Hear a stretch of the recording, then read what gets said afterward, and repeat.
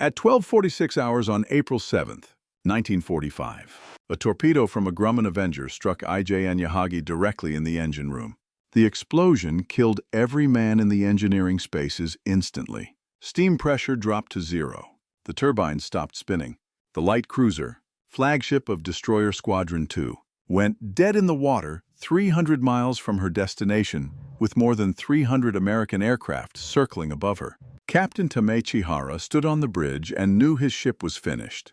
Around him, Yamato still steamed south, trailing smoke, listing slightly, firing every gun she had at aircraft that came and went in waves. The destroyers scattered across miles of ocean, maneuvering desperately, throwing up curtains of anti-aircraft fire, and Yahagi sat motionless in the water, waiting for what would come next. This was Operation 10 Go, the last major surface action of the Imperial Japanese Navy, a suicide mission conceived in desperation, executed without air cover, doomed before the ships cleared Japanese waters. 9 warships sailing to Okinawa with just enough fuel for a one-way trip. The plan called for them to beach themselves and fight as stationary gun emplacements until they were destroyed. No one expected to return. Few expected to reach Okinawa at all. The idea came from the highest levels. Emperor Hirohito had asked his military commanders what the Navy was doing to defend Okinawa. The Army was throwing thousands of aircraft at the American invasion fleet in kamikaze attacks. The Navy had to contribute something visible, something that would demonstrate resolve, even if it accomplished nothing else. Admiral Sumu Toyoda, Commander-in-Chief of the Combined Fleet, drafted the plan. Yamato, the largest battleship ever built, would make one final sortie. She would take whatever escorts could be spared and sail for Okinawa. Surface Special Attack Force. The term was understood. Special attack meant suicide. Vice Admiral Seiichi Ito, who would command the operation, objected immediately. He called it futile and wasteful. The ship captains agreed. When they were finally briefed on the mission details on April 5th, the reaction was bitter. Captain Hara later wrote that the plan was like throwing an egg against a rock. But orders were orders. The crews were told. Those who were sick or injured were put ashore. Naval cadets who had just arrived were removed from Yamato. Everyone else would sail. None refused. On April 6th at 1600 hours, the Surface Special Attack Force departed Tokuyama in the Inland Sea. Yamato led the formation with Vice Admiral Ito aboard. Yahagi followed as flagship of the destroyer screen, with Rear Admiral Kaizo Kimura and Captain Hara commanding. 8 destroyers formed the escort.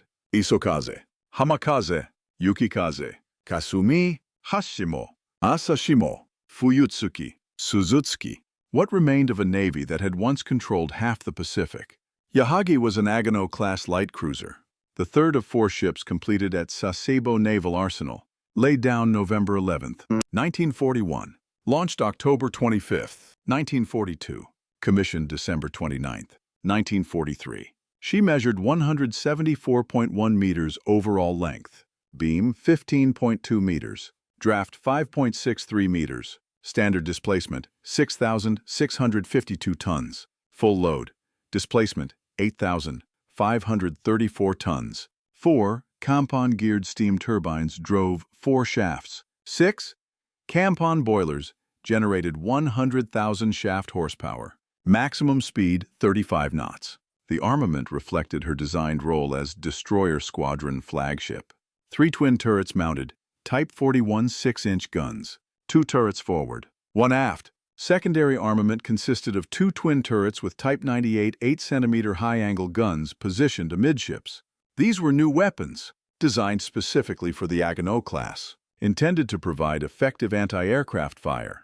By early 1945, after multiple refits, Yahagi carried 61 Type 96 25mm anti-aircraft guns in various mountings. Triple mounts, twin mounts, single mounts. Every available surface bristled with automatic weapons. 8 Type 93 long lance torpedoes in 2 quadruple launchers provided offensive capability against surface targets. The long lance was the most advanced torpedo in any navy. 24-inch diameter. Range 22,000 yards at 48 knots. Warhead weight 1,080 pounds. Oxygen propulsion left no wake. The weapon was devastating when it hit. The ship also carried Type 13 air search radar and Type 22 surface search radar. installed during a refit in July 1944. 2. Aichi 13. A float planes for reconnaissance completed the equipment list. The catapult was a shorter 19-meter type rather than the 26-meter version installed on earlier Agano-class ships. Yahagi had seen continuous combat since commissioning. Battle of the Philippine Sea in June 1944. She rescued 570 men from the torpedoed carrier Shokaku. Battle of Leyte Gulf in October 1944. She survived the Battle of the Sibuyan Sea when American carrier aircraft sank the battleship Musashi and damaged multiple other ships. Through it all, Yahagi remained operational, her crew gaining experience, her captain establishing a reputation as one of the finest ship handlers in the fleet.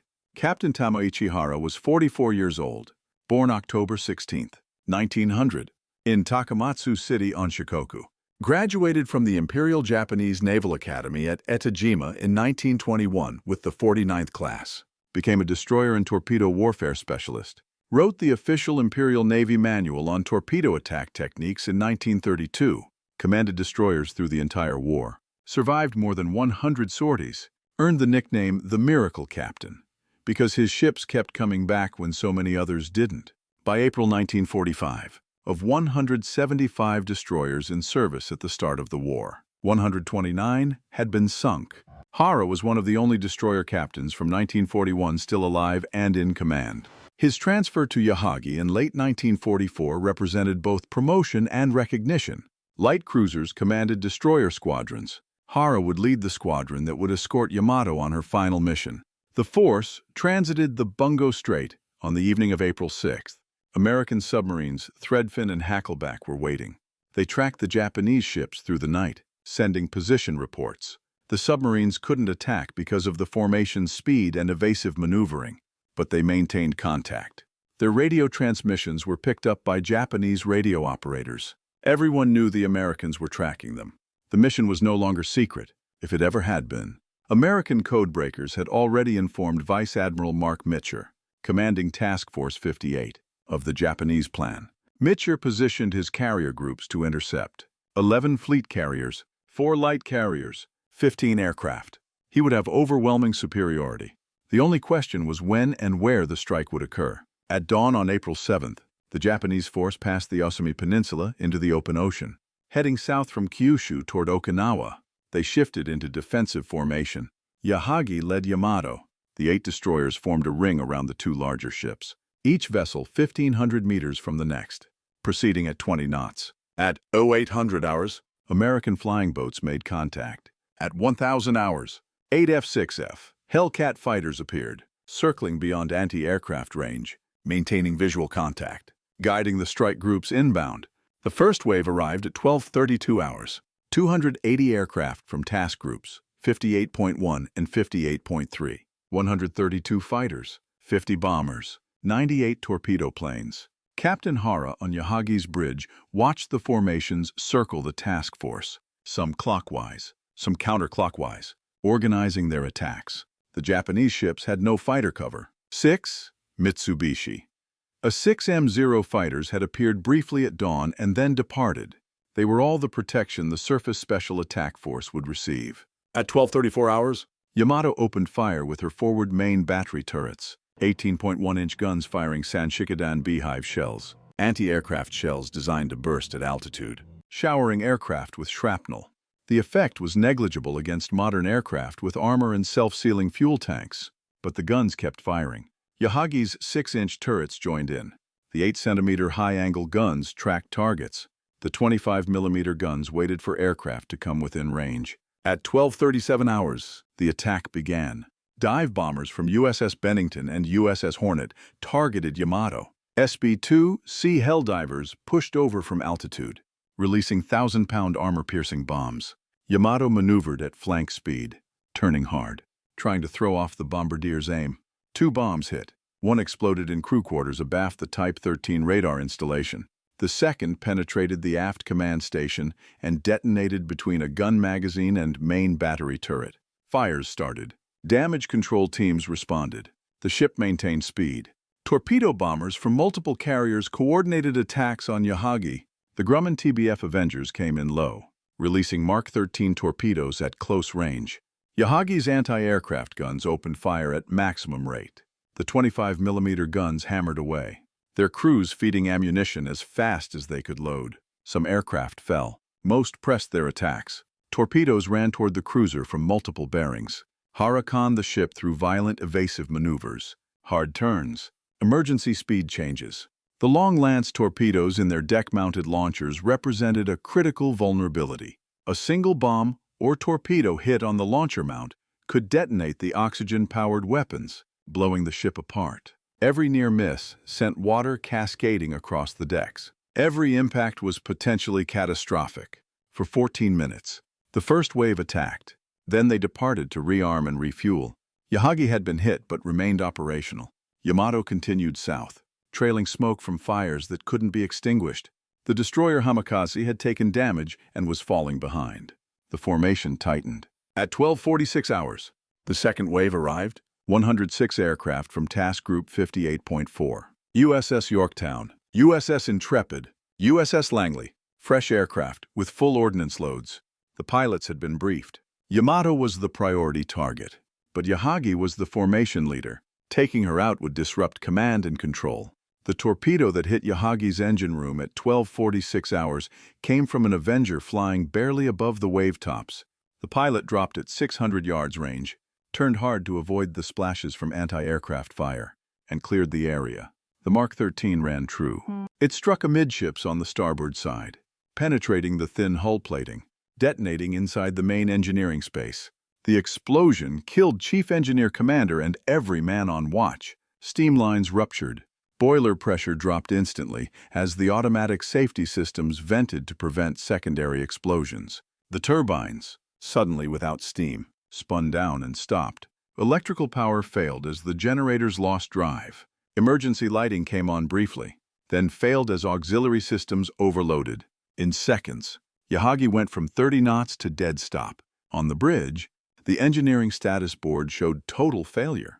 No propulsion, no electrical power, no pumps, no fire suppression capability. The ship was drifting, carried by momentum and current, unable to maneuver. Above, the American aircraft continued circling, selecting targets, coordinating their attacks. Rear Admiral Kimura understood the situation immediately. The flagship of Destroyer Squadron 2 was crippled. The mission was compromised. He needed to transfer his flag to another ship and continue directing the escorts. But which ship? Yamato was under sustained attack. The destroyers were scattered, maneuvering independently. Communications were degraded. The situation was deteriorating faster than command decisions could be made. At 12:50 hours, another torpedo hit Yahagi, this time on the port side forward. The explosion opened the hull from keel to main deck. Seawater flooded forward spaces. The bow began settling. At 12:55 hours, 2 bombs struck amidships. One penetrated to the aftermagazine before exploding.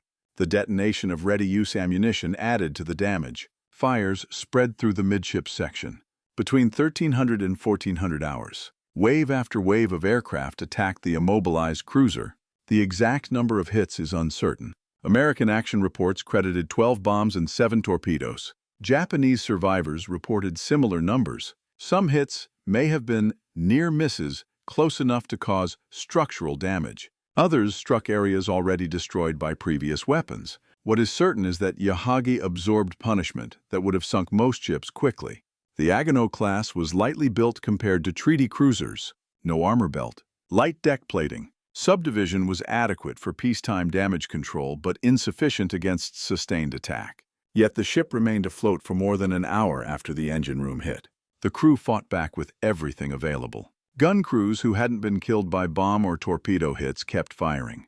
Damage control parties worked to contain flooding and fires. Medical personnel treated wounded in spaces that still had lights. Communications teams maintained contact with other ships by signal lamp when radio failed. The discipline that had been drilled into them through years of training held even as the ship was being torn apart. Captain Hara moved through the ship as conditions permitted, assessing damage, making decisions about which spaces could be saved and which had to be abandoned. The bridge remained operational. Though listing increased with each hit, Hara maintained command presence, issuing orders calmly, keeping his voice level even as explosions shook the structure around him. The destroyer Isakaze attempted to come to Yahagi's aid. She closed to within 2,000 yards, ready to take survivors aboard or provide assistance. American aircraft immediately shifted attention to her. Bombs and torpedoes bracketed the destroyer. Multiple hits crippled her. Isakaze began sinking. The rescue attempt had cost another ship without saving Yahagi. By 1400 hours, Yahagi was listing 30 degrees to starboard. Flooding had progressed beyond any possibility of control. The fires amidships had spread despite all efforts. The ship was settling by the bow. The forward deck awash. Dead and wounded lay throughout the vessel. Survivors gathered at muster stations, preparing to abandon ship. At 1403 hours, Captain Hara gave the order. Abandon ship. Men who could still move helped the wounded to the upper decks. Life jackets were distributed. Rafts were readied. The sea temperature was approximately 15 degrees Celsius. Survival time in the water would be measured in minutes, but staying aboard was certain death. At 1405 hours, Yahagi capsized to starboard. The list increased past 45 degrees. Men slid across decks and fell into the water. The ship rolled completely over, exposing her bottom plating, the propellers motionless. The rudder jammed hard over from the last desperate maneuver she had attempted. For a moment, she hung balanced, the weight of water inside fighting the buoyancy of sealed compartments. Then the sealed spaces failed. The ship slipped beneath the surface. From launch of the first attack to sinking, 1 hour 33 minutes had elapsed. Yahagi had been under continuous air attack for the entire period. She had shot down several American aircraft. She had survived longer than any unarmored ship had a right to survive under such punishment. But she had never had a chance. 445 men went down with the ship. Others died in the water. From wounds, from hypothermia, from shock. The destroyers Fuyutsuki, Yukikaze, and Hatsushimo recovered 555 survivors, including Rear Admiral Kimura and Captain Hara. Hara floated in the oil-stained water, watching Yamato in the distance, still steaming, still fighting. He saw aircraft swarming around the battleship like insects. He saw the hits accumulating. He watched the giant ship list further and further to port. At 1423 hours, 18 minutes after Yahagi sank, Yamato's forward magazines detonated. The explosion sent a mushroom cloud 6,000 meters into the air. The flash was visible from Kagoshima, 100 miles away. The sound was heard across southern Kyushu. Several American aircraft observing the sinking were destroyed by the blast. Then the smoke cleared and Yamato was gone. The largest battleship ever built had taken at least 11 torpedoes and 6 bombs. 3,055 men died with her. The surface special attack force had been annihilated. Yamato sunk. Yahagi sunk.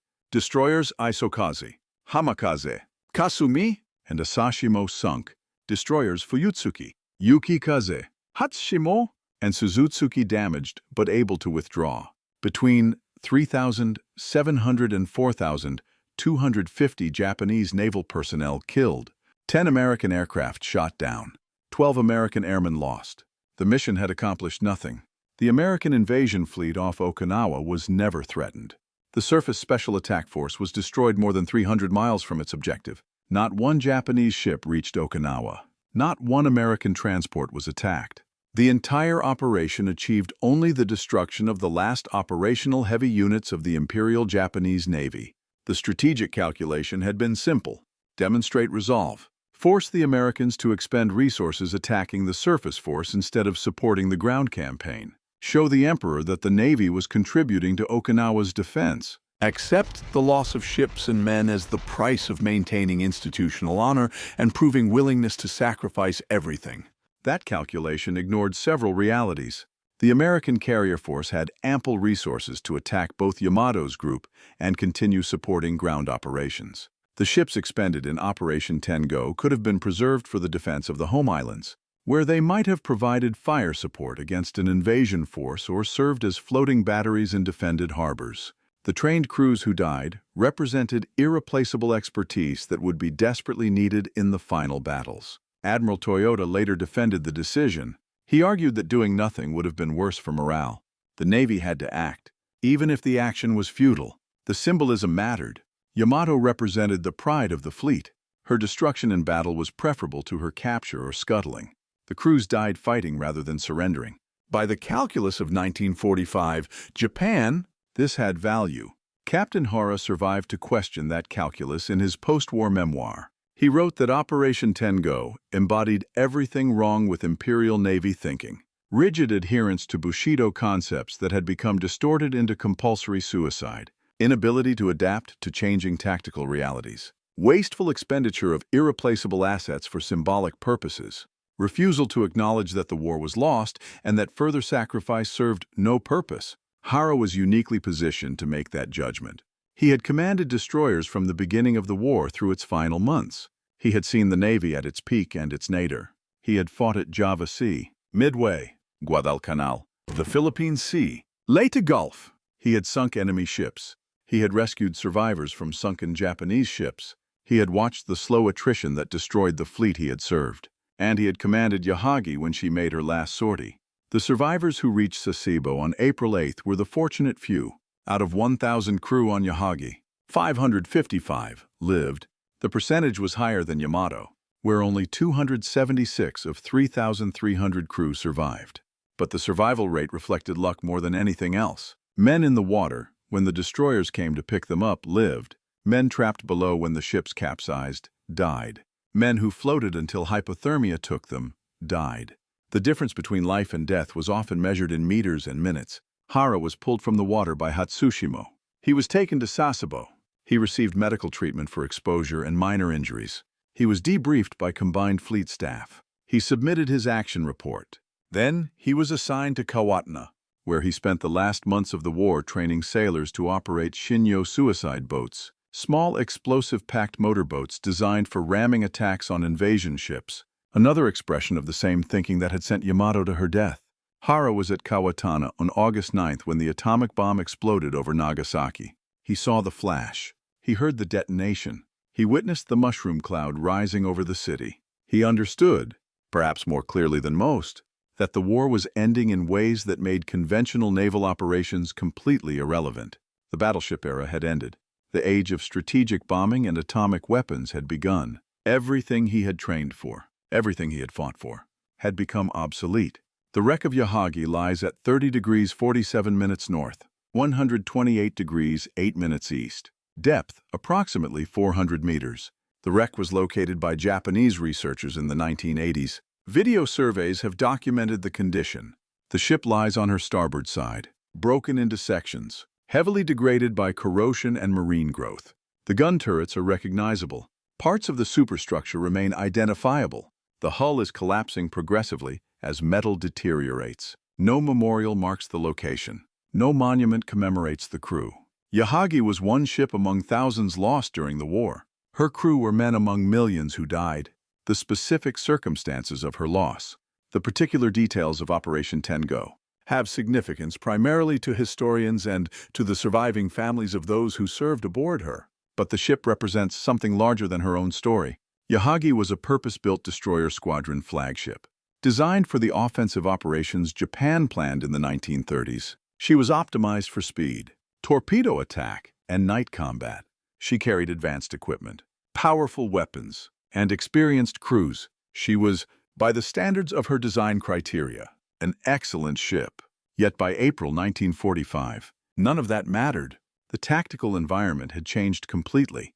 American carrier aviation dominated the Pacific. Radar enabled accurate gunnery at night and detection beyond visual range. American industry produced ships faster than Japan could sink them. The qualitative advantages that had characterized Japanese naval forces in 1941 and 1942 had been overcome by quantitative superiority and technological advancement. Yahagi sailing to Okinawa without air cover was not a tactical decision. It was an acknowledgement that air cover didn't exist. The carrier forces that had dominated the first years of the war were gone. The trained pilots were dead. The aircraft production couldn't match losses. By April 1945, Japan had committed its remaining air power to kamikaze operations. There were no fighters available to escort surface ships. The Surface Special Attack Force sailed, knowing they would face American air power without protection. They sailed anyway because orders required it. The technical capabilities of the ship became irrelevant once she was immobilized. Yahagi's 35 knot speed meant nothing when her engine room was flooded. Her type, 93 torpedoes, never launched at an enemy target during Operation Tengo. Her 6-inch guns shot at aircraft, but couldn't affect the outcome. Her 61 anti-aircraft guns fired until the crews were killed, but couldn't stop the waves of attackers. The ship was rendered impotent by a single torpedo hit, then destroyed systematically by weapons delivered from aircraft she couldn't reach. This was the fundamental lesson of the Pacific War that Japan learned too late. Naval surface actions had become subsidiary to air operations. Ships without air cover were targets. Ships with air cover could operate. The equation was simple and absolute. The Americans understood it by mid-1942. The Japanese continued building battleships and cruisers long after those platforms had been rendered obsolete by carrier aviation. Yahagi's design reflected pre-war thinking. Her construction occurred after the war started. But the basic design was approved in 1939 under the 4th Naval Armaments Supplement Program. By the time she commissioned in December 1943, the strategic context had changed completely. The role she was designed to fill, Fleet Destroyer Squadron flagship, no longer existed in the form imagined by the planners. The fleet actions involving battleships and cruisers and destroyer squadrons in coordinated night torpedo attacks were not happening. Instead, carrier task forces fought at ranges where gun-armed surface ships never made contact with the enemy. Yahagi attempted to adapt. The refits added radar and anti-aircraft guns. The Type 13 air search radar provided early warning. The Type 22 surface search radar enabled navigation and surface detection in poor visibility. The 61 anti-aircraft guns created impressive firepower density. But these modifications couldn't overcome fundamental design limitations. Yahagi had no armor. She had limited subdivision. She was built for speed and offensive capability, not survivability. When American doctrine shifted to concentrating overwhelming air power on high-value targets, ships like Yahagi became death traps for their crews. The light construction that enabled 35 knot speed meant she couldn't absorb battle damage. The lack of armor meant every hit penetrated 2 vital spaces. The limited subdivision meant flooding spread rapidly. The ship was optimized for a style of warfare that no longer existed and poorly suited for the warfare she actually faced. Operation 10 Go crystallized all these failures into one doomed sortie: obsolete strategic thinking, inadequate tactical doctrine, ships unsuited for the mission they were given, absence of air support, insufficient fuel to sustain operations, acceptance of certain destruction as the price of demonstrating resolve. The entire operation was an exercise in futility, recognized as such by those ordered to execute it, carried out anyway because institutional imperatives demanded it. Captain Hara's description, throwing an egg against a rock, captured the reality perfectly. The Surface Special Attack Force had no chance of success by any military standard. The mission objective, reaching Okinawa and disrupting the invasion, was impossible from the beginning. American carrier forces could detect and attack any Japanese surface force long before it reached Okinawa. American submarines controlled the approaches. American air superiority over the objective area was absolute. The Japanese force would be destroyed en route. Everyone involved knew it. Yet the ships sailed. The crews manned their stations. The officers executed their orders. This reflected discipline. Certainly, it reflected courage. It also reflected a culture that valued symbolic gestures over practical outcomes, that preferred death to surrender, that treated the sacrifice of irreplaceable resources as spiritually meaningful rather than strategically disastrous. The post-war judgment is clear. Operation 10 Go was a mistake. It accomplished nothing positive. It cost thousands of lives and multiple capital ships.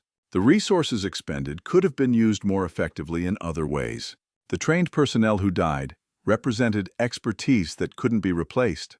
The symbolic value was negligible. The operation demonstrated desperation, not strength, but understanding why it happened requires understanding the context.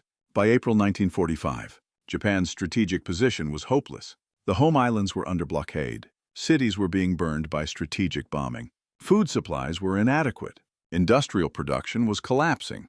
The Soviet Union would declare war in 4 months. Atomic weapons would be used in 4 months. The war was lost. Everyone with access to accurate information knew it. In that context, Operation 10 Go was not about winning. It was about demonstrating that Japan would fight to the end, regardless of cost. It was about proving to the Allies that invading the home islands would require destroying every military unit and accepting enormous casualties. It was about maintaining internal morale by showing that the military remained capable of offensive action. These were psychological and political objectives, not military ones. Yahagi and her crew were expended in service of those objectives. The ship was sunk. The men were killed. The mission failed by any measurable standard. But from the perspective of those who ordered the operation, it succeeded in demonstrating resolve and forcing the Americans to expend resources attacking the surface force. That this came at the cost of irreplaceable ships and trained crews was acceptable because those resources would be lost eventually anyway. Better to lose them attacking than to preserve them for a defense that would also fail. This calculation proved correct in one narrow sense. Japan fought to the end. The Allies were forced to use atomic weapons to achieve surrender without invasion. The demonstrated willingness to accept massive casualties in battles like Okinawa influenced Allied planning for the final operations. Operation Tengo was one small element in establishing that Japan would not surrender easily. But the cost was enormous. 3,000 Japanese sailors died, achieving nothing except proof that they were willing to die. Yahagi, a modern warship that had survived 2 years of combat operations, was destroyed in 2 hours by air attack. The Imperial Navy ceased to exist as an operational force. The sacrifice was real.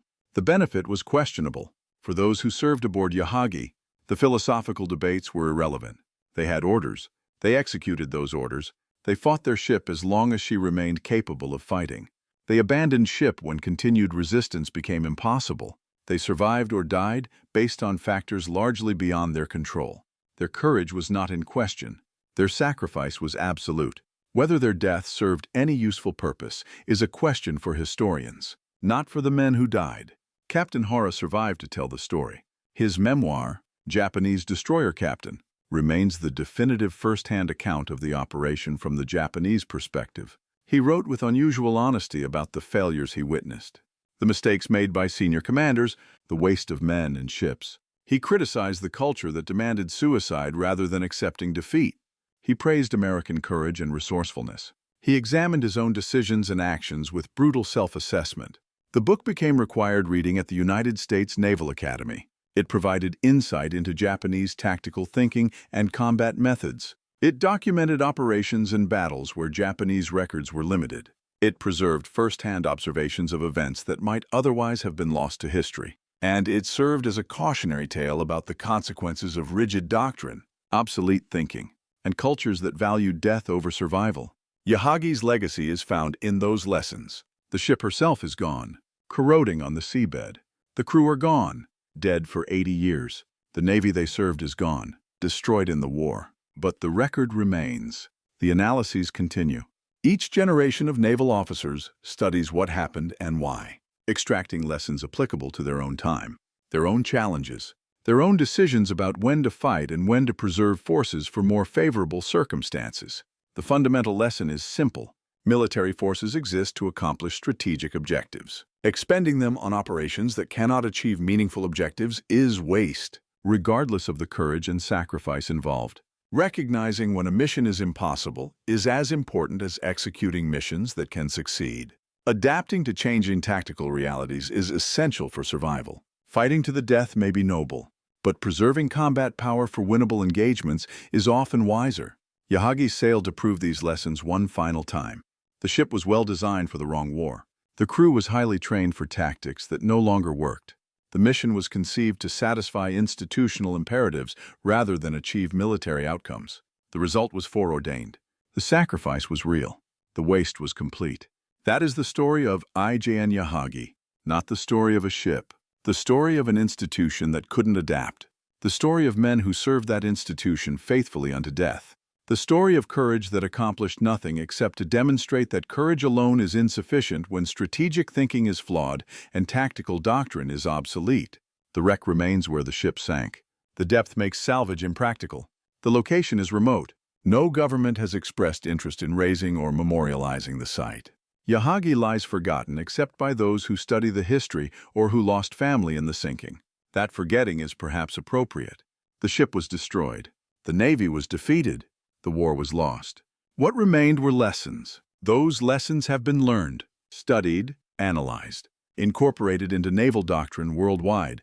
The specific ship, the specific men, The specific battle fade into history, but the principles they demonstrated through their deaths remain relevant. That is their memorial. That is what endures.